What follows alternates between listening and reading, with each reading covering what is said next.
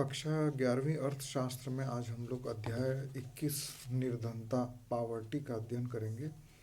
और ये एक बहुत ही सरल चैप्टर है और इसके बारे में आप लोग जानते भी हैं।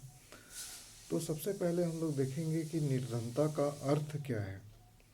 हम लोग सभी जानते हैं कि एक मनुष्य को जीवन जीने के लिए कुछ मूलभूत आवश्यकताओं की मूलभूत चीज़ों की आवश्यकता होती है, जैसे कि है भोजन, वस्त्र, आवास। और यदि कोई व्यक्ति इन मूलभूत चीज़ों की या जो मूलभूत आवश्यकता है उसको पूरा करने में असमर्थ रहता है, तो ये माना जाता है कि वो गरीब है या निर्धन है। तो इन ऐसे लोगों को गरीबी रेखा से नीचे जीवन जी रहा है ऐसा कहा जाता है। और इस संबंध में कुछ परिभाषाएं भी हैं, और एक परिभाषा जो है गिलिन और गिलिन ने लिखा हुआ है कि गरीबी का आशय उस अवस्था से है जिसमें व्यक्ति अपर्याप्त आय के कारण अपना एवं परिवार के सदस्यों का जीवन स्तर ऊंचा उठाने में असमर्थ होता है, जिससे कि उसकी तथा उसके परिवार के सदस्यों की शारीरिक व मानसिक क्षमता बरकरार रह सके।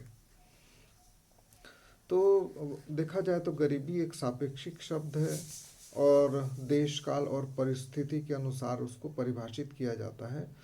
और मुख्य रूप से मोटे मोटे तौर पर हम लोग देखें तो गरीब उस व्यक्ति को कहा जाता है जो अपनी मूलभूत आवश्यकताओं की पूर्ति करने में असमर्थ रहता है, जैसे रोटी, कपड़ा और मकान।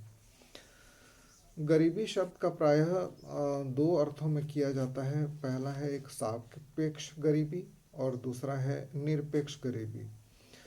सापेक्ष गरीबी का अर्थ होता है विभिन्न वर्गों, प्रदेशों तथा दूसरे देशों की तुलना में पाई जाने वाली गरीबी से, अर्थात दूसरे देशों के साथ तुलना की जाती है। यूएनओ करके एक संस्था है, यूनाइटेड नेशंस ऑर्गेनाइजेशन इसका नाम है, संयुक्त राष्ट्र संघ। उसने एक प्रतिवेदन प्रस्तुत किया था और उसमें यूएनओ ने उन देशों को निर्धन माना था जिनकी प्रति व्यक्ति कुल आय $300 अर्थात ₹3500 प्रति वर्ष से कम है, उनको उसने गरीब माना था। और उन देशों को अत्यधिक गरीब माना गया जिनकी प्रति व्यक्ति आय $100 अर्थात ₹1200 से कम है। जिस समय ये रिपोर्ट या प्रतिवेदन प्रस्तुत किया गया उस समय भारत की प्रति व्यक्ति आय लगभग $300 अर्थात ₹3500 थी। इसीलिए भारत को एक निर्धन देश माना गया, बल्कि जो विश्व के जितने भी निर्धन देश हैं उनमें से एक माना गया। अब जो दूसरी गरीबी है उसकी बात करते हैं, उसको बोलते हैं निरपेक्ष गरीबी। निरपेक्ष गरीबी से आशय मानव की आधारभूत आवश्यकता जैसे भोजन, वस्त्र, आवास, स्वास्थ्य आदि की सुविधा जुटा पाने में असमर्थता से है, जिसके बारे में हम लोगों ने शुरू में देखा था। तो भारत में गरीबी से आशय निरपेक्ष गरीबी से है। भारत में निरपेक्ष गरीबी के दो मापदंड हैं, एक तो कैलोरी मापदंड बोलते हैं, दूसरा न्यूनतम उपभोग मापदंड कहते हैं।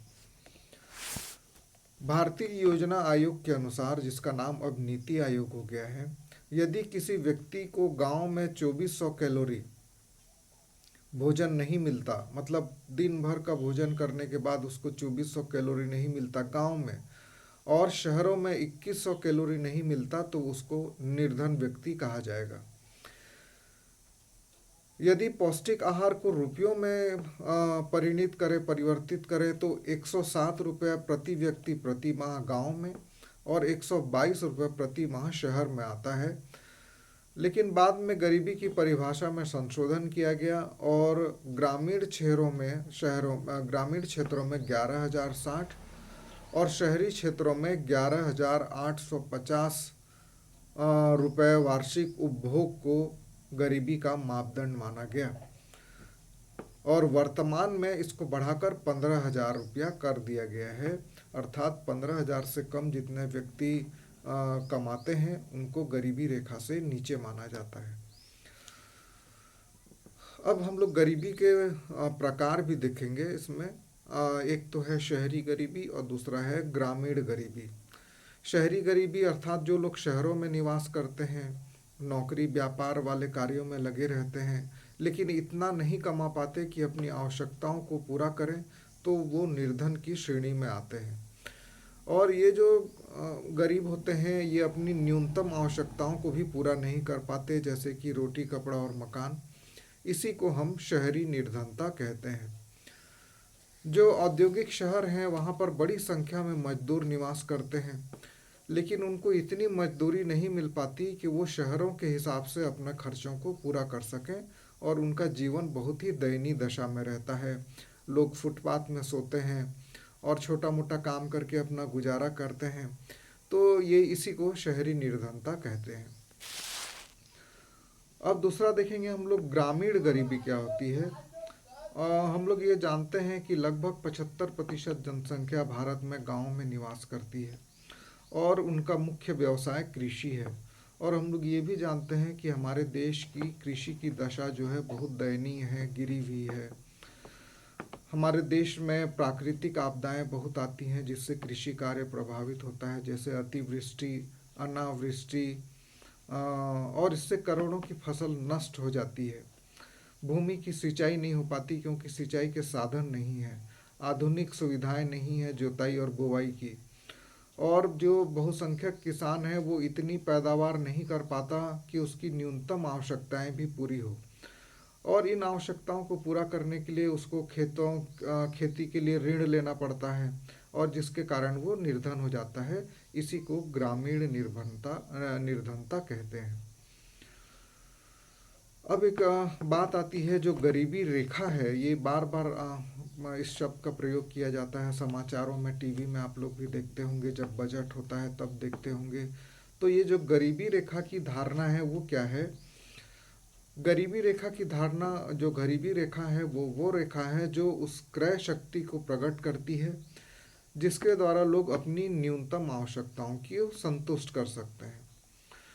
तो क्रय शक्ति को प्रति व्यक्ति औसत मासिक व्यय के रूप में व्यक्त किया जाता है। यदि हमें यह ज्ञात हो जाए कि एक व्यक्ति का जीवन स्तर न्यूनतम बनाए रखने के लिए कितनी प्रति व्यक्ति मासिक आय होनी चाहिए, तो उस न्यूनतम आय से जो थोड़ा नीचे जीवन व्यतीत करते हैं उनको हम लोग गरीब मान सकते हैं। तो इसीलिए गरीबी रेखा से नीचे वे लोग हैं जिनके पास न्यूनतम क्रय शक्ति नहीं है, अर्थात न्यूनतम वार्षिक व्यय नहीं है। तो ऐसे लोगों को गरीबी माना जाता है। गरीबी रेखा जनसंख्या को दो भागों में बांटती है। एक तो वो जिसके पास न्यूनतम क्रय शक्ति या उससे अधिक है, उसको गरीब नहीं मानते हैं, और जिसके पास न्यूनतम क्रय शक्ति नहीं है, इनको गरीब मानते हैं। तो ये बीच की जो रेखा है, उससे ऊपर कुछ लोग हैं जो अपनी न्यूनतम आवश्यकताओं की पूर्ति कर सकते हैं, और उसके नीचे कुछ लोग हैं जो नहीं कर सकते। तो ये दोनों के जो बीच की रेखा है उसको गरीबी रेखा कहते हैं। आधुनिक समय में गरीबी रेखा का निर्धारण जिस धारणा के आधार पर किया जाता है, उसका जो प्रतिपादन है वो योजना आयोग द्वारा 1993-94 में किया गया था। और योजना आयोग द्वारा गरीबी रेखा से तात्पर्य प्रति व्यक्ति प्रति मास से है, जिसके द्वारा प्रति व्यक्ति प्रतिदिन ग्रामीण क्षेत्र में 2400 कैलोरी और शहरी क्षेत्रों में 2100 कैलोरी, ये जो है भोजन से प्राप्त होने वाली ऊर्जा का माप है, इसको माना गया है। जो व्यक्ति इससे कम उपभोग करते हैं ऊर्जा का या कैलोरी का, वो लोग गरीब माने गए हैं। भारत में बहुत ज़्यादा गरीब हैं, और 1973-74 में लगभग 55% लोग गरीबी रेखा से नीचे जीवन व्यतीत कर रहे थे। ग्रामीण क्षेत्रों में 27, जबकि शहरी क्षेत्रों में ये लगभग 24% थे। 11-12 में ग्रामीण क्षेत्रों के लिए 816 रुपये प्रति व्यक्ति मासिक आय, और शहरी क्षेत्रों में 1000 रुपया गरीबी रेखा निर्धारित की गई थी। तो हमारे देश में गरीबी एक बहुत बड़ी समस्या है, और आने वाले वीडियो में हम लोग देखेंगे कि हमारे देश में गरीबी के क्या क्या कारण हैं, सरकार द्वारा क्या उपाय किया गया है इसको दूर करने के लिए, और हम लोग क्या क्या सुझाव दे सकते हैं, इसके बारे में हम लोग अध्ययन करेंगे। तो आज के वीडियो में हम लोगों ने जाना कि निर्धनता किसको कहते हैं, सापेक्ष गरीबी और निरपेक्ष गरीबी क्या है।